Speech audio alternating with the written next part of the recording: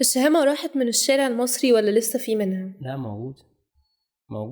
موجود. يعني كذا مرة نشوف مثلا فيديو ناس بتطفي حرايق، ناس بتطلع أطفال من تحت حريقة مثلا في شقة مثلا، بيدخلوا يجيبوا الأطفال اللي جوه. لسه اللي أنقذ الناس وخرج بالعربية من بنزينة وراح مكان في الصحراء واستشهد هو علشان خاطر ينجو ما يموتش الناس دي كلها.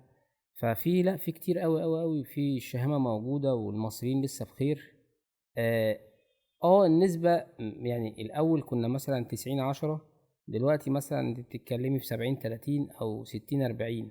بس لسه موجودة الشهامة، ولسه في رجالة في البلد، ولسه في شباب مصريين وقاعدين محترمين متربيين أصلة يفدوكي بدماغهم يعني وبروحهم يعني. لو هتعيش يوم كامل في دماغ لاعب كورة هتختار مين وليه؟ بركات. محمد بركات ده أصلا يعني فكاهي. سكر. وبيدي كل حاجة حقها، اللعب بيديله حقه، صحابه بيديلهم حقهم، الهزار بيديله حقه، الإعلام بيديله حقه. فهو إنسان شامل متكامل، ودماغه كده جميلة يعني. هو شخصية تحبي تقعدي تتكلمي معاه، يعني هو شخصية جميلة يعني. الحب ممكن يعيش وسط الدنيا دي ولا بيروح مع الغلا وقلة الراحة؟ الحب يعيش موجود وقوي.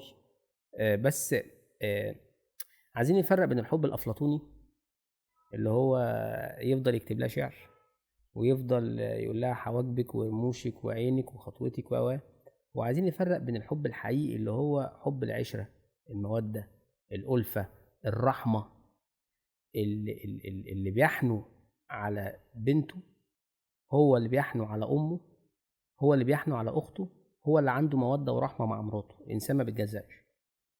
فالحب موجود، واللي بيحب حد مش هيحبه هو ويكره الباقي، ده بيوزع حبه على كل الناس اللي حواليه.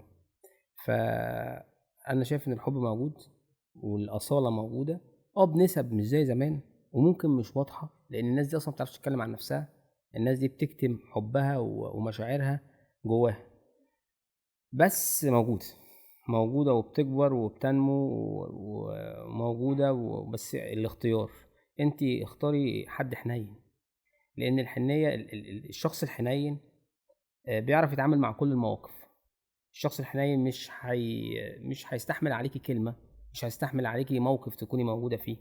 الشخص الحنين هيخليكي تحب الحياة. الشخص الحنين هيخليكي هو أول واحد تجري لحضنه، سواء والدك سواء جوزك سواء أخوكي. الشخص الحنين هيغير مفهوم حياتك من السيء للأفضل. فالحب موجود.